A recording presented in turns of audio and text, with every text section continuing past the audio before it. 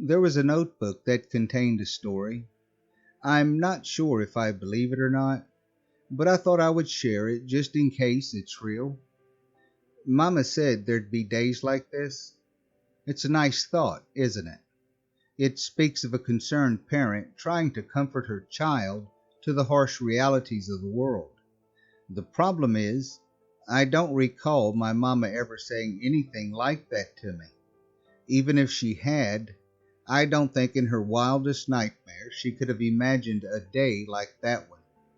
The day I leaned against the inside of a train tunnel, soaked in sweat and grime, staring at the train tracks that dripped with the blood of my friend, blood that should have been mine. My name is Joe. I don't think I'm named after anybody. Mama just always called me Joe. There are lots of things that Mama always just did, like beating the tar out of me when I sassed her, beating the tar out of me if I didn't kill anything for supper, beating the tar out of me the day I told her I wanted to learn to read. At this point, you wouldn't think I had much tar left in me, but you couldn't tell Mama that. She was a big woman, and I think beating me made her feel better about herself. I grew up in a little shack in the middle of nowhere. Mama always called it a cabin, but it was just four walls and a roof hastily put together with stolen boards and nails from an old barn down the road. Mama always told me that she took good care of me. Of course, she told me that the cabin was a huge house and that learning was bad. I guess in a way it was, for her. I wasn't allowed to have picture books or anything like that. I'll teach you everything you need to know, Mama said. That's what I call a half-truth. She taught me everything she needed me to know, like how to cook, clean, cut firewood, and take care of her when she was sick. Anything other than that was on Mama's forbidden list. How does all this lead to a boy watching his friend being horribly dismembered by a speeding train? Stick with me for a little bit. We'll get there. Mama didn't have a job. We hunted and grew food. Once a month, the two of us would drag our small, rickety cart to a truck stop on the outskirts of Larson, 15 miles away. We would set up alongside the road, selling homegrown vegetables during the day. Mama never let me see or talk to any of the people. They ain't no good, she said, and I don't want you taking after 'em. Mama had a special word for people who lived in any town: arrogant. I didn't know what that meant at the time, but found out later that meant folks who don't see things the same as Mama. At night, we'd go shopping in dumpsters. The next day, we'd head back home with a few dollars in Mama's pockets and a cart full of treasure. Frost Creek was only 2 miles from the cabin, but to reach it, you had to walk through a railroad tunnel. Yet another thing that was on Mama's forbidden list. That tunnel took your daddy away from me, and I ain't gonna let it take you too, she said. The funny thing about curiosity is you can bottle it up, but once it's out, there ain't no way of getting it back in. I found an old children's dictionary on one of our trips. You remember, the kind that had the pictures beside the words? Well, I started looking at that book, and before you know it, the stopper was out of my bottle. I lost a lot of tar the day Mama caught me with it. We ain't reading, folk, she screamed as she beat me. Nothing in that book's gonna put food on the table. But being young, dumb, and, well, whatever, I snuck the book away from her and hid it. This was the beginning of my new life. Isn't it funny how when you latch on to something new, the old just doesn't seem to quite cut it anymore? There was a large empty cave where I hid my treasures. The few children's books that I had snuck home, my dictionary, and a pair of dress shoes that actually fit. I struggled to read the books, relying heavily on the pictures. My favorite was the one that told me about Halloween, Christmas, and Thanksgiving. Halloween was my favorite. The thought of getting all that candy just for putting on a costume made me feel excited. I planned my first trick-or-treat trip very carefully. I told Mama I'd be gone for most of the day and into the night, picking her favorite berries, which were already picked and hidden in my cave. She knew it was a long and dangerous way to the patch where those berries grew. She wanted to tell me no, but I could see the hunger in her eyes. It's funny how desire can override concern. Having gotten her blessing, I went to my cave, put on my dress shoes, ragged jeans, and a shirt. I wrapped my supper in a red bandana and hung it around the end of a stick. With my outfit complete, I walked down to the railroad tracks and stared at the tunnel. The sun was just starting to set, bathing it in an eerie red glow. The stones that formed the opening looked like giant bloody teeth just waiting to eat me. Mom always told me that there was evil that lurked in that tunnel. I used to think she was just trying to scare me to keep me out, but that evening, things were different. As I stepped into the dark, I felt the wickedness inside me, like I knew I was doing wrong, but didn't care. I ate my supper as I walked through the tunnel, leaving the bandana nearly empty. When I came out on the other side, the world had been transformed. Everywhere I looked were bright, shining lights and people hurrying this way and that. I stopped and stared at a giant yellow M. The smells that come from inside made my mouth water. Someday I'll be rich enough to eat there. Mama wouldn't like that, I argued with myself. I dragged myself away from the sight and started down a street that on any other night would have seemed bizarre beyond description. Yet tonight it was the greatest thing I had ever seen. I smiled from ear to ear as ghosts holding plastic pumpkins floated by. Next was a trio of miniature superheroes arguing over which one had the most candy. I walked up to the first house I saw and knocked on the door. Porch light came on, and an old man flung open the door. "What?" he snarled. "Trick or treat," I said, holding out my bandana. The old man glared at me. "Do you see my porch light on?" he said. "Yes," I said, looking up. The old man looked up too and harumphed. As several more trick-or-treaters were drawn towards the light, like brightly colored insects, he quickly turned the light off and they drifted away. "You see that, boy?" the old man said, pointing toward the other houses. "All those idiots with their porch lights on?" "Yes, those are the ones you go to for your satanic pagan candy." Not understanding the words satanic or pagan, I turned to leave, but the old man held me back. "I do have a treat for you, though," he said with a wicked grin. "Since you were kind enough to wake me up, wait here." The old man disappeared and reappeared quick enough to be a magician. "Here you go," he said, holding out a rotten banana. I took it and tears welled up in my eyes. "Thank you," I said, hugging him. It was the last thing he expected. He pulled away from me and harumphed again and slammed the door in my face. I peeled the banana and ate it as I walked towards the next house, making sure the porch light was on. As I started up the walkway, I finished the banana and tossed the peel in the yard. A large man in his mid-30s stood on the lighted porch, holding a bowl of candy and frowning as I approached. "Trick or treat," I said, holding out my bandana. "Are you going to throw that away?" the man said gruffly. I looked at my bandana, seeing no reason why I should throw it away. "Not the bandana," the man said. The banana. He pointed to the discarded peel I had thrown into his yard.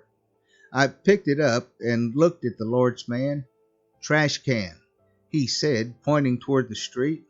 I walked out and saw a can sitting beside a streetlight, looked at the man, and pointed towards the can.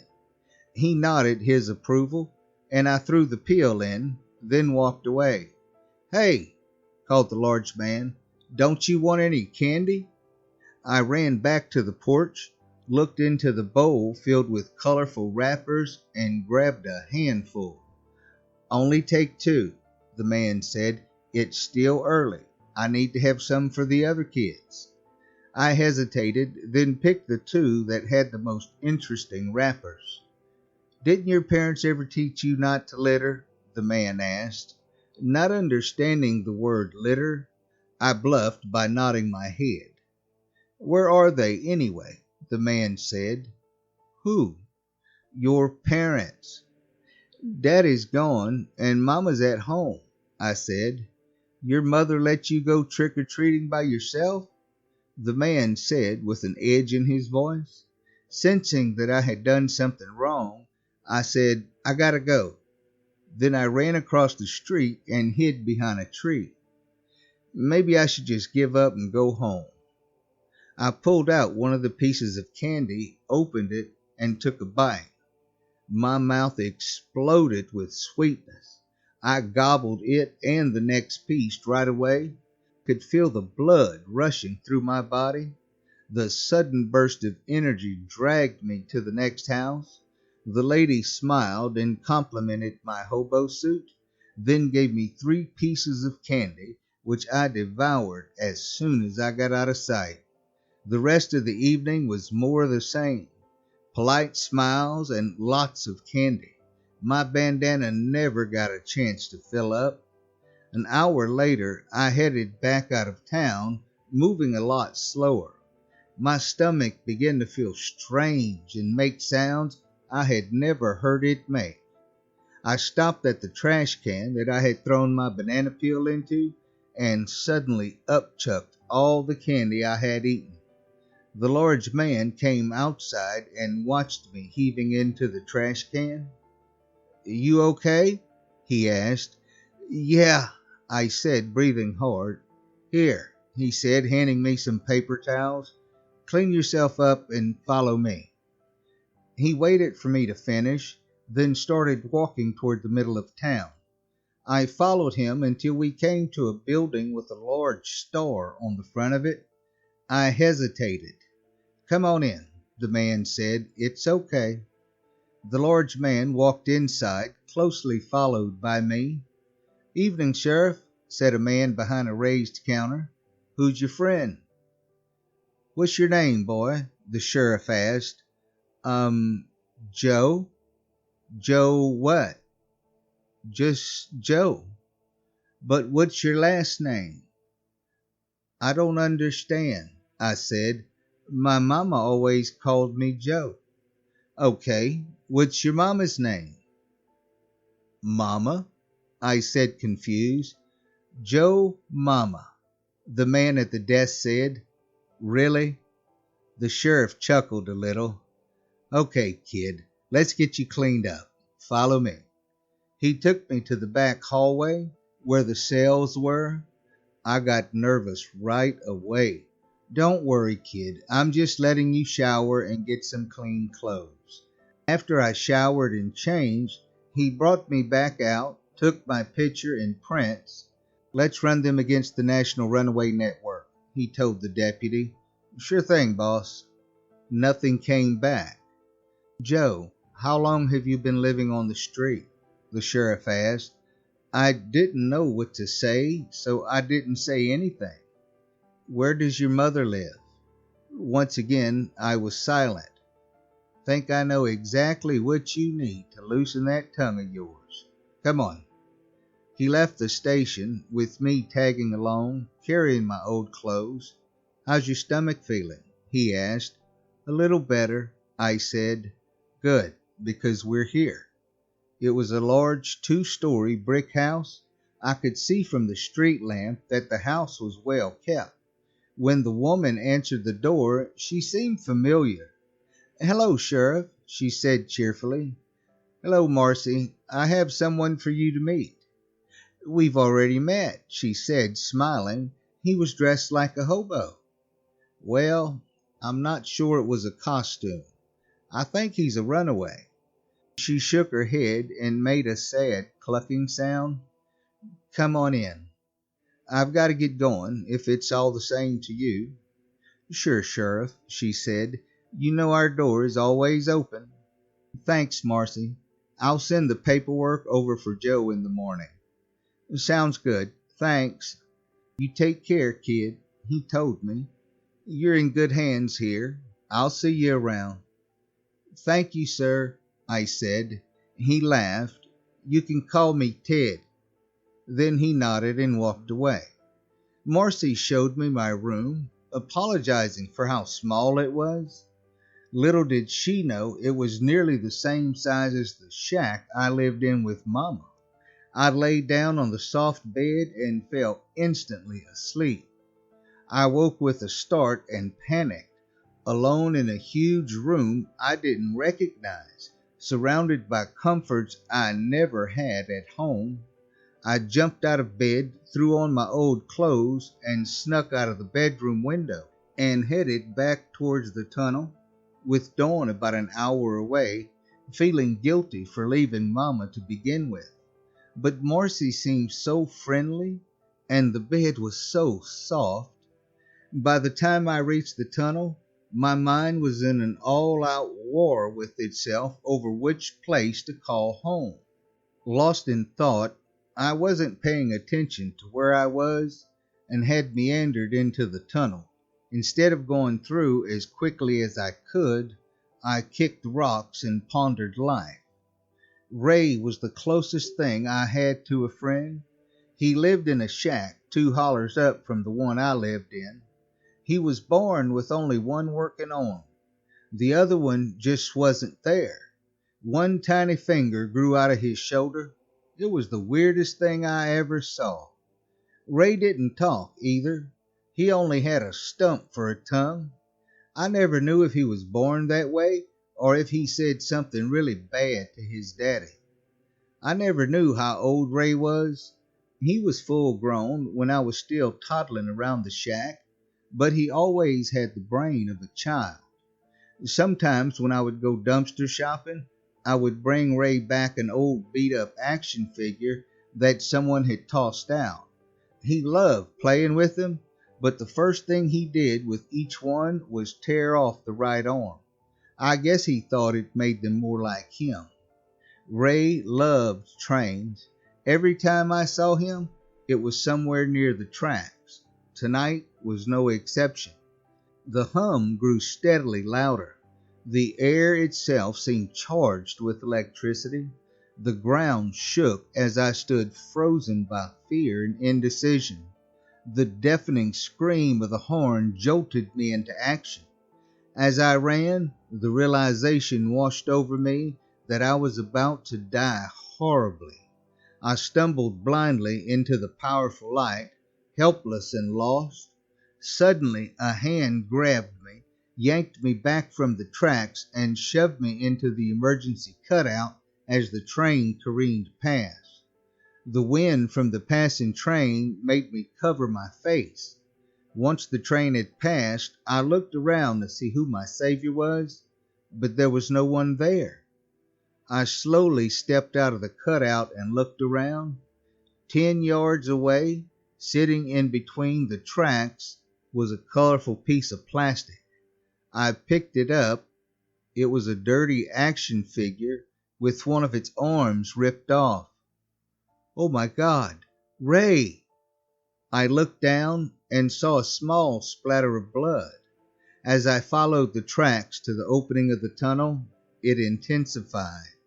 By the time I tasted fresh air, the rails looked like the floor of a slaughterhouse. That's how I came to be there, watching my friend's blood drip down off the cold steel rails. The noblest self-sacrificing act I had ever witnessed, and I was the only one who knew about it. If that was the end of the story, most of you would just sadly shake your head and move on. But the story was just beginning. I stood at the crossroads in my young life. If I went back home and told Mama what happened, I would lose a lot of tar for going through that tunnel and lying to her. If I just up and left, Mama would come looking for me, and God knows what would happen if she found me. I ran to my cave, threw all of my important things in a radio backpack, then ran to the tunnel. Next, I took the basket full of berries, threw them here and there, anywhere there was blood, and set the basket in the middle of the tracks and waited. I could just see the light as dawn began to fight off the darkness. "Joe!" came Mama's voice. I froze. I didn't think she could see me, but she was probably just calling out, hoping I was close enough to hear.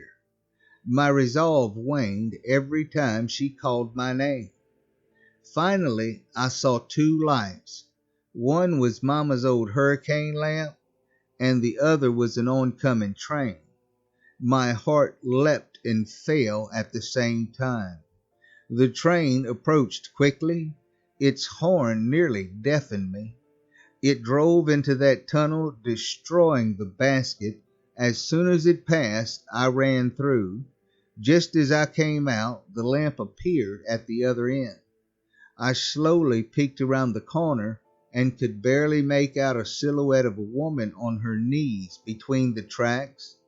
She was rocking back and forth, holding something in her arms. Finally, I realized it was the remains of the basket. My heart nearly failed me. I wanted to run back to her and tell her it was all right. I took a half step forward, then remembered Ray. Not wanting his sacrifice to be in vain, I quickly turned my back on the tunnel and started toward town.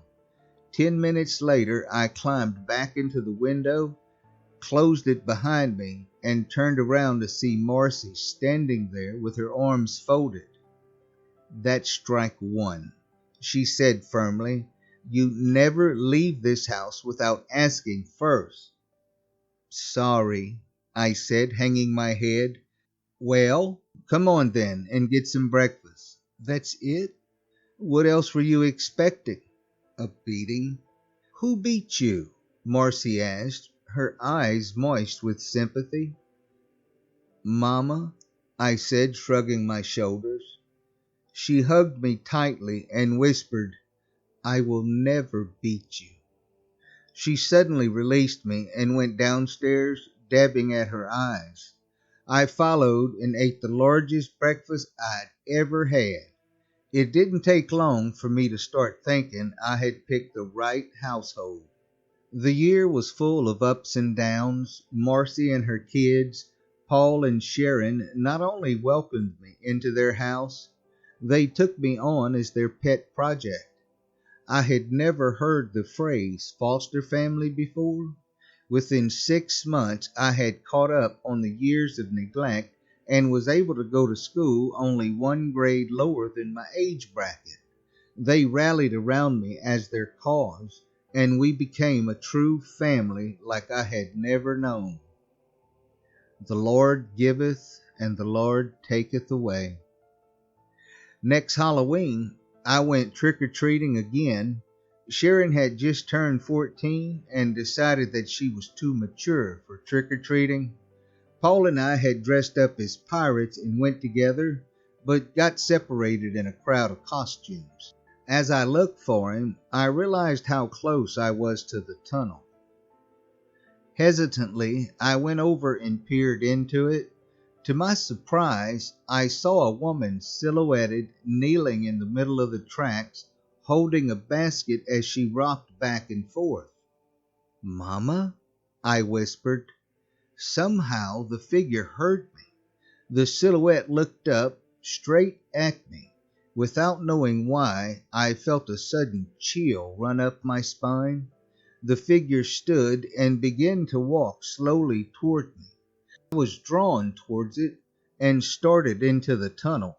Instead of being overwhelmed with relief and love, I felt as if I was suffocating. Suddenly, the figure disappeared. Once again, my curiosity had overwhelmed my common sense. I strained my eyes to see where the figure had gone. I pulled out a small flashlight and shone it around the tunnel. My shadow seemed bigger. I shone the flashlight on it, but it didn't go away. The light just disappeared into it like an empty abyss that even light couldn't escape from. Then I realized that it wasn't my shadow. It was Mama's. As I looked, the air became heavy and hard to breathe.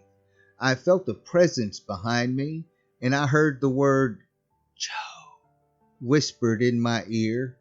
I panicked and froze. The dark figure came closer. I felt like I was suffocating. An icy tendril touched my face, breaking me out of my stupor. I ran with all my might. Before I knew it, I was back home. I slammed the door and leaned against it, shaking. "It's about time you got home. Paul and I were about to go out looking for you," Marcy called from the kitchen. "How was trick-or-treating?" I had to focus to slow my breathing. "Fine," I said, to buy a few precious moments to recover. "Well, I made pumpkin pie, but I'm sure you ate half of your candy already," she said. "Yeah, I'm kind of tired. I'm going to go to bed." She smiled that warm smile that let me know everything would be okay. "Good night, sweetie." A few hours later, I was having a wonderful sugar-fueled dream about diving into a swimming pool full of candy when my dream went dark. I felt so cold that I tried to snuggle up in my blanket, but it didn't warm me. I opened my eyes to find the room totally black. No lights at all. I looked around trying to get my bearings and saw a shadow beside the bed move on its own.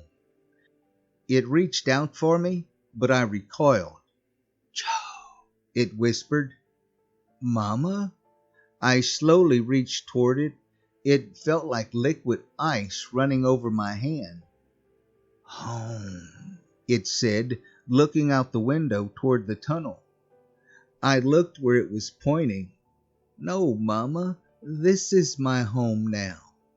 The shadow drew back as Marcy stumbled into my room, half asleep. "What's wrong, honey? Is all that sugar—" She stopped dead when she saw the shadow hovering over me. "This is my new Mama," I said. "She treated me good, taught me to read, and she never once beat me." The shadow seemed to consider this. "Joe," Marcy whispered to me without taking her eyes off the shadow. "I'll explain later," I whispered back. The shadow whispered, "Blood." Black tendrils shot into Marcy's ears. She screamed but was silenced when the shadow filled her mouth and eyes from the inside, making her look like a living skull. I have no idea the kind of hell she was going through on the inside, but outside, her body was flailing around uncontrollably. Blood flew as she smashed herself against the walls, as though looking for an escape route that she could never find. "Stop it, Mama!" I screamed, but dared not make a move for fear of being pummeled by Marcy. Finally, the tendrils came out of Marcy's ears, and she collapsed in a bloody heap. Paul and Sharon wandered into the room, rubbing their eyes. "What's all the commotion?" Sharon was cut short by the sight of the blood and her mother face down on the floor. "Mom!" she and Paul yelled, running towards her as the shadow reached for them. "No, Mama!" I dove toward the shadow, trying to tackle it or stop it somehow, but my body passed right through it. It felt as if my very soul was frozen. I crashed to the floor on the other side, knocking over most of my possessions. I watched in horror as the tendrils penetrated their ears. The looks of terror and betrayal on their faces are something I've never forgotten, as the shadow turned them into bloody, struggling puppets as well. They slumped to the floor of my destroyed bedroom as I lost consciousness. I woke to the strange combination of hot and cold. The shadow brushing my cheek gave me the shivers, while flames licked the walls of my room. I looked around and saw my portable heater lying face down, still running. Its red-hot coils caught the carpet on fire, and the flames had spread like the flu in an elementary school. The fire surrounded me. I glanced over at the three mangled bodies that hadn't moved.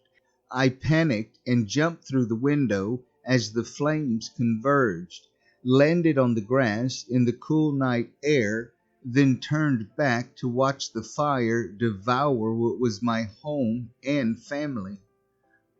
Home, the shadow whispered in my ear. No, Mama, you destroyed my home. Home, it hissed, while tendrils hovered next to my ears. Go ahead, I would rather die than go back with you. It hovered there as the mournful wail of fire trucks sounded in the distance. I reached out to the shadow. Let me live my life, Mama. When it's done, I swear I'll come home. The tendrils encompassed my hand as I fought the urge to pull away. Just when I thought I would get frostbite, the shadow evaporated. I collapsed onto the wet grass and stared at the flames as they climbed high into the night sky. The smell of plastic and wood burning made me feel like my own flesh was burning off my bones, leaving me dead inside. The mournful wail ended as the fire trucks pulled up and bathed the neighborhood in flashing red light. One of the firemen pulled me away from the house and sat me on the curb and threw a blanket over my shoulders. Slowly they got control of the fire. The angry orange flames were quenched like my hopes and dreams of a normal life. I watched as 3 gurneys, each holding a body, were wheeled out of what was left of the house. They each bypassed the ambulance and went straight to the coroner's van. I sat silently, staring at the ground. Joe, Ted said. My eyes didn't move, didn't blink. Questions flew from everywhere. The EMT, the sheriff, the judge, the jury. I didn't dare tell any of them the truth. After the trial, Ted drove me to my new home. We pulled up to a huge brick building surrounded by fences covered in razor wire. The sign in front said Larson Mental Institute. The gate opened and he drove me inside. After he parked, he slumped forward against the steering wheel for a moment and then let out a long sigh. Look, kid, if you do get better, I'll bring you back. I promise. 4 orderlies came out and took me inside. I'd like to say that my time at the Institute was helpful and productive. I'd like to say that I learned a lot and came out a better person. I'd like to say that Ted was as good as his word and came to get me when my time was up. As a wise man once said, 2 out of 3 ain't bad. I've written more journals about other things that have happened to me in my life, but there's still a little more left to the story. 40 years later. Grandpa, did that story really happen? Emily said, looking up into my face. Of course it did, I said. Are you calling your grandpa a liar? No, sir, she said, but whatever happened to that boy? He got better, grew up, got married, and had a wonderful family, I said, smiling. Okay, honey, Joe Jr. said. It's getting late. We better get going. Emily hugged me and got down off my lap. Look at me, Grandpa. I'm a princess, she said, twirling in a circle. And a beautiful princess, too, I said. I hope you get lots of candy this year. Here's some to get you started.